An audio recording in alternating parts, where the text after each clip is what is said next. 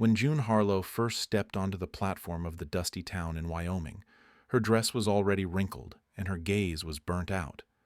She wasn't expecting to meet anyone special.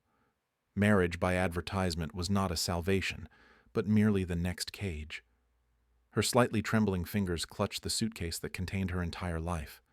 2 books, a photograph of her younger brother, and a dress she hated for how it made her look. Dressed up, like a gift. The wind from the plains was dry and merciless, but inside her it was even drier. When she got out of the car, her heart beat faster, not from excitement, but from fear. There was only one man standing at the station, tall, broad-shouldered, wearing a worn hat and silent. He wasn't holding a sign with her name on it. He just looked as if he knew. He didn't approach her right away. He just nodded, almost imperceptibly. And for some reason, that was easier than words. "Are you Mr. Eldon?" Her voice sounded like a stranger's, too polite, too quiet. He nodded again. He didn't say a word. He just picked up her suitcase as if it were light and walked over to a horse and cart tied up nearby. June froze. In the past, men would immediately touch her, by the elbow, by the shoulder, by the waist, as if checking their purchase. Not this one. He just waited. He didn't even look at her directly. His gaze slid across the horizon, across the ground, across the sky. She followed him. Not because she wanted to, but because she didn't know where else to go. The cart smelled of leather and hay. June sat on the edge, barely touching the boards. He settled down next to her, no closer than necessary. He said nothing. He just clicked the reins, and the horses slowly pulled them away from the station. The silence between them was strange, but not frightening. Not like at home, where silence always preceded a storm. He only looked at her once that day, when the sun was setting and the crimson light cut across the horizon. He looked at her and then looked away, as if he recognized something in her face that needed no explanation. And in that simple shadow of respect, June didn't cringe for the first time in a long time. The house stood on the outskirts, as if it didn't want to disturb anyone. Its boards were burnt but sturdy, its windows clean, and its porch creaked not from the wind but from loneliness. June didn't know what she was expecting, but it wasn't this. Not this simplicity. Not this frightening silence. When the wagon stopped, the cowboy, Mr. Eldon, didn't offer his hand, but he didn't move forward either. He just looked at her again and waited for her to make up her mind. She got out. Her legs felt numb from the long journey, but he didn't rush her. The wind touched her hair like a stranger's hand, but gently. Silence enveloped the house like a blanket. At the threshold, he took off his hat, without a word. Inside, it was cool and smelled of wood, bookshelves, clay cups, an armchair by the stove, and a single rose in a glass, dry, almost wilted. Someone hadn't thrown it away, left it as a memory, or as a vow. "This is your room." The voice was low, rare, like a well, deep, and not immediately apparent. He led her to the door, which he opened himself. There was a simple bed with a patchwork quilt, a jug of water, and a small mirror on the wall. June did not recognize herself in it. Too thin, too unfamiliar, too real. He didn't come inside. He just put her suitcase by the door. Then he walked away and left the door ajar.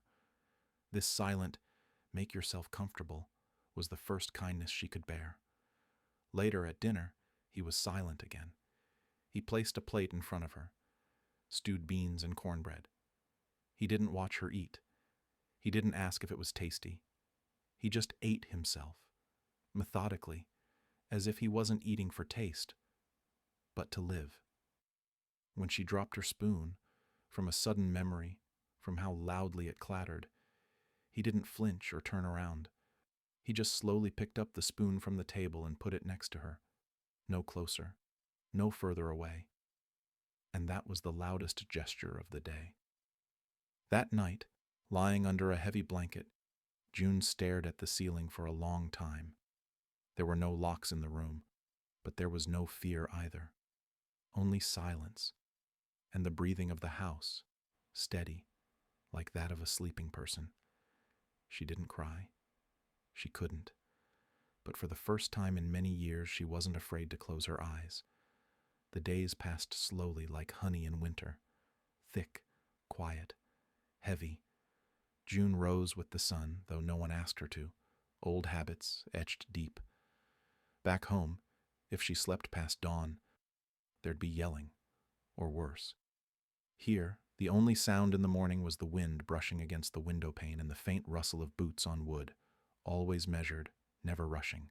Eldon, he never called her by name and never touched her, would be out feeding the horses when she came down. Sometimes he'd left coffee on the stove, sometimes bread, still warm, but never a note, never a demand. She didn't know what to do with that.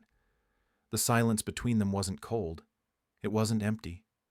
It was something else, like a lake at dawn, still, deep, and watching. Once, she dropped a glass. It shattered against the stone floor of the kitchen like a shot. She froze. Her body moved before her mind, hands up, shoulders hunched, bracing for nothing.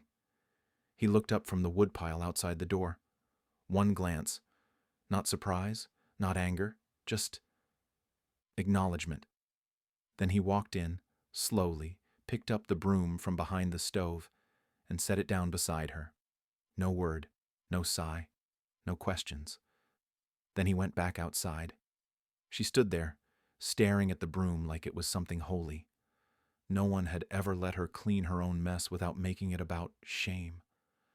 Later that night, she sat outside on the porch. The stars here were different, not smothered by smoke, not lost to noise. They looked down like they knew things. She wrapped her arms around her knees and listened to the creak of the boards under his boots as he approached. But he didn't sit close, just lowered himself to the step beside hers, with space between them. He held a tin mug. Steam rose into the chill. After a moment, he set it beside her, not offering it, just leaving it, like the coffee in the mornings, like the silence that never pressed. And that, more than any words, made something inside her tremble. Back where she came from, kindness always had a price, a hidden hook behind the sugar, a smile before the slap. But this quiet giving, without strings, it was terrifying, because it made her want to believe. The wind changed in early October. It no longer carried only dust and heat. Now it whispered of coming frost, of endings and beginnings buried in the same breath. June sat by the window most afternoons, watching the land grow stiller, the colors turn brittle. She didn't speak much, not even to herself. But the silence no longer frightened her. From the window, she could see Eldon working the fence, sleeves rolled up, movement steady, like someone who had nothing to prove, not to the world, and certainly not to her.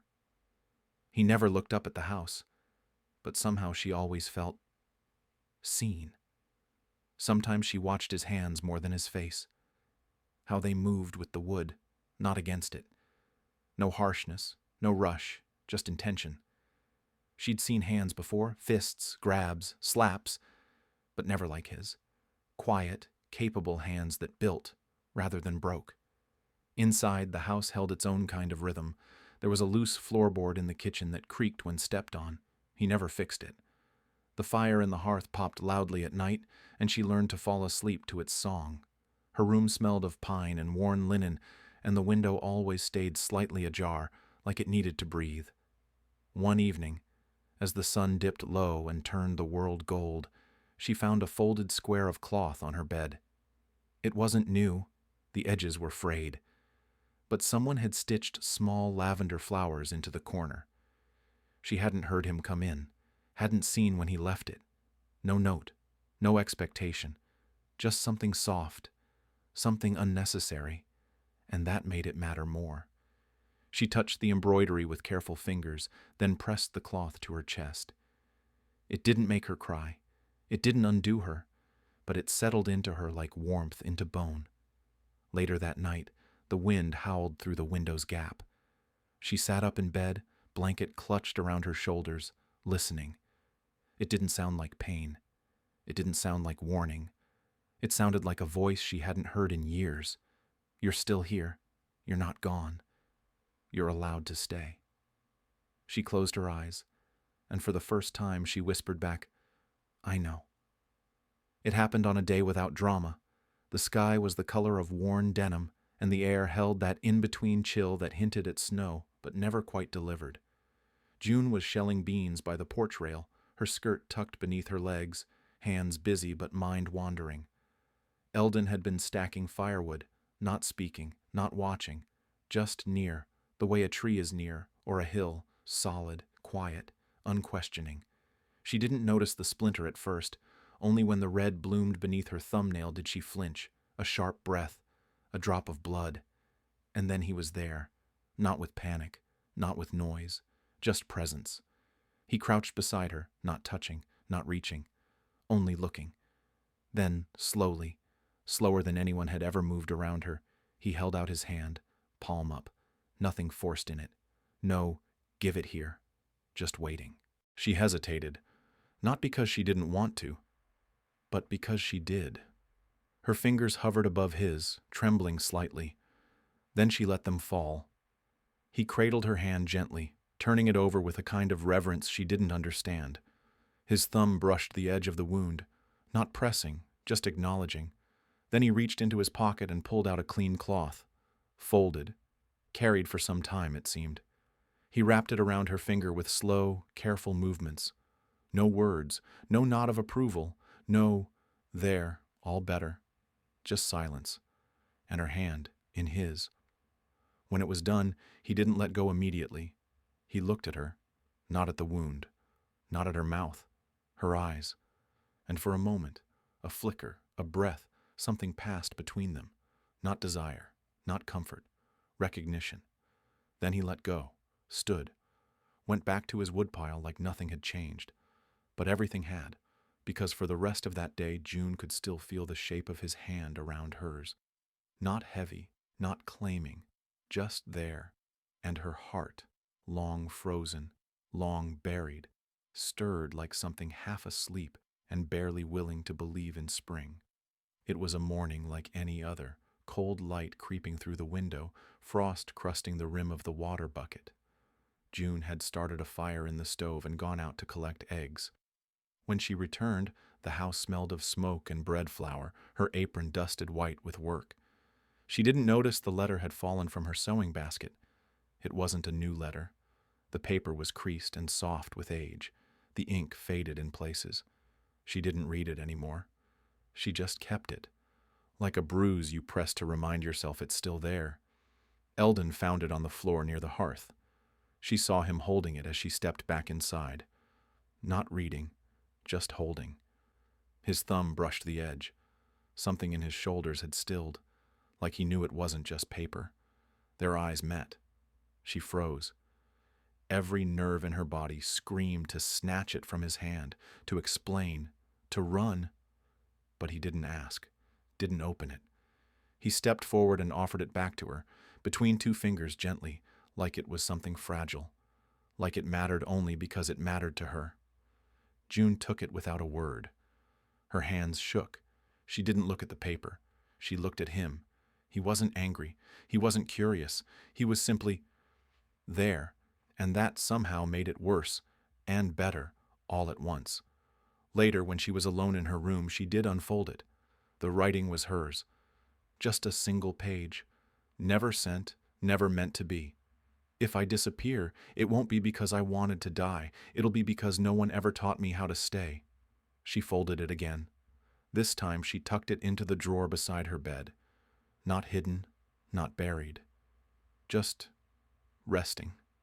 Someone had seen it, and still stayed. It wasn't a joke, not really. He was trying to fix the back gate, and it wouldn't cooperate.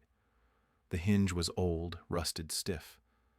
Eldon had been silent for hours, as always, but now, as he knelt in the dirt and pulled a little too hard, the whole wooden plank came loose and smacked him in the shin. He let out a grunt, not a curse, just a flat, low sound of pure frustration.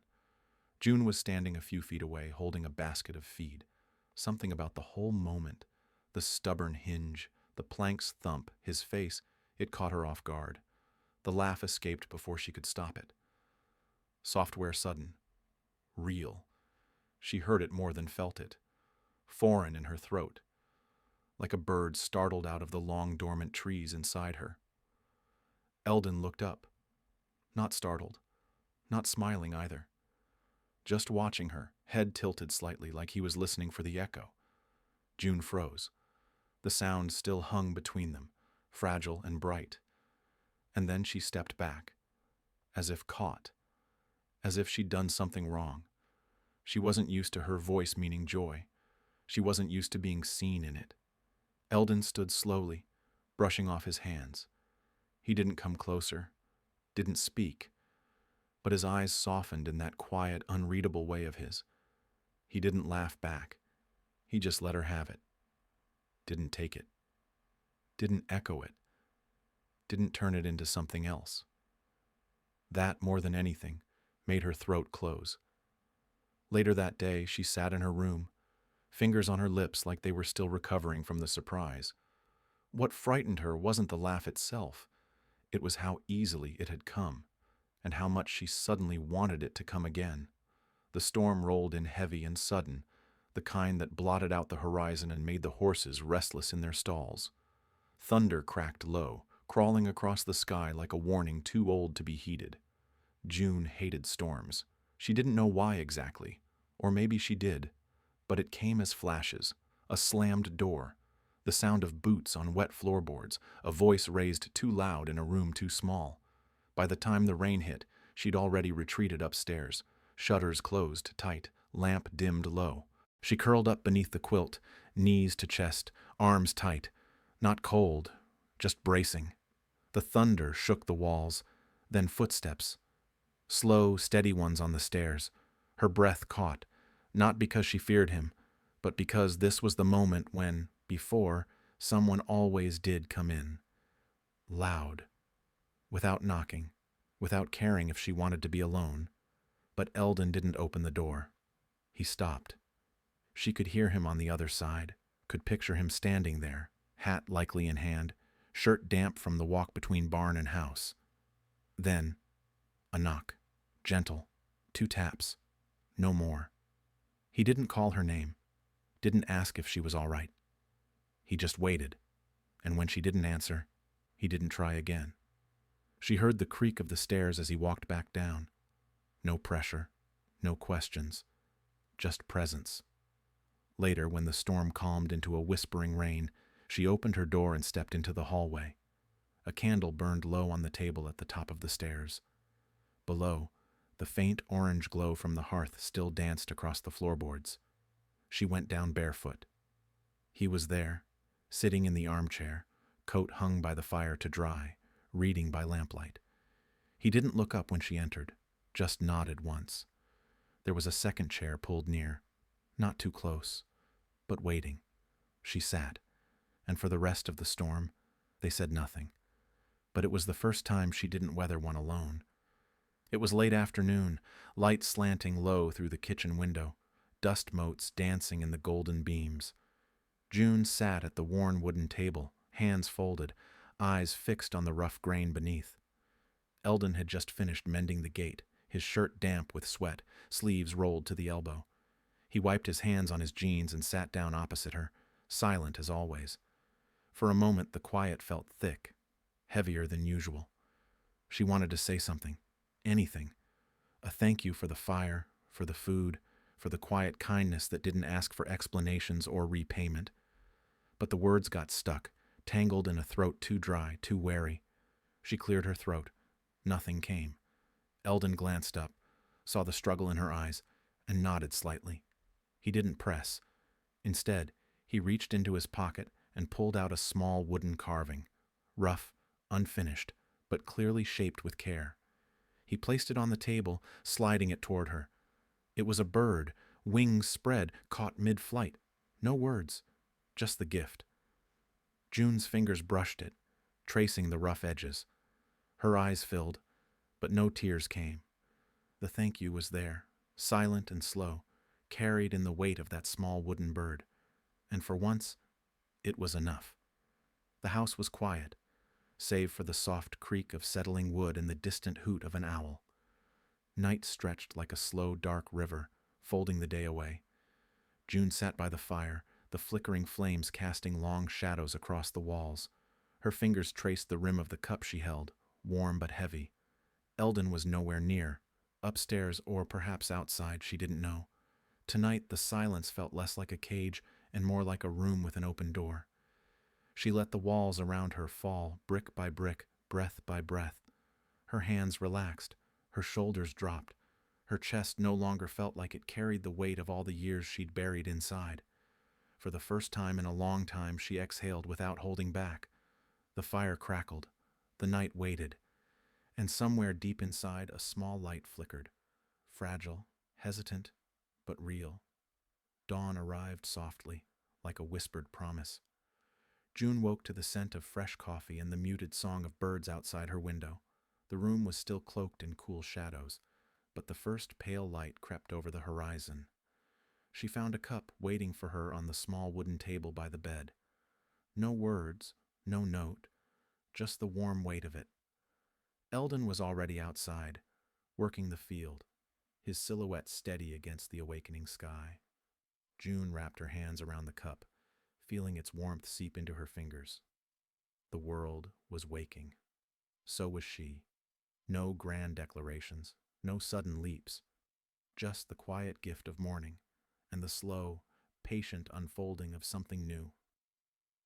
The wind shifted, colder now, carrying with it a scent June hadn't expected.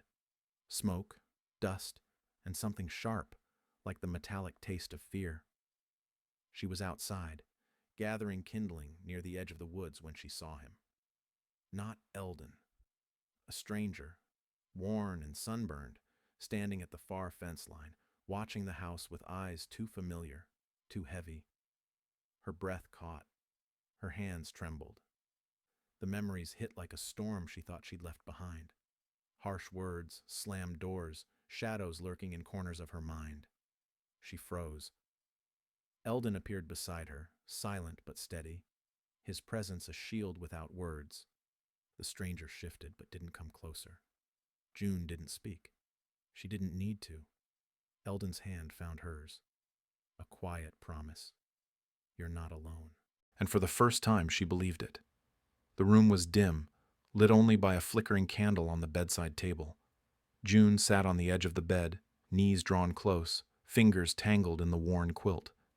Eldon sat across the room, quiet as ever, his eyes steady and patient. She wanted to speak, to tell him everything, to explain the shadows that clung to her like a second skin. But the words were trapped, too heavy, too sharp. Instead, she looked away. Her breath was shallow. He reached out slowly, hand hovering before resting gently on her shoulder. Careful, asking, never demanding. She didn't move. She didn't pull away. She didn't lean in, but she let the touch be. In that small moment, it was everything. The sun hung low, spilling golden light across the dusty path that led from the house to the barn. June walked slowly, steps hesitant but sure. Eldon was already there, waiting beside the horses, his hat tipped low against the afternoon glare. She stopped a few feet away, heart pounding like a wild thing in her chest. Without thinking, she reached out. Her fingers brushed against his rough skin, then closed around his hand. No words passed between them, no promises made, just the simple truth of touch.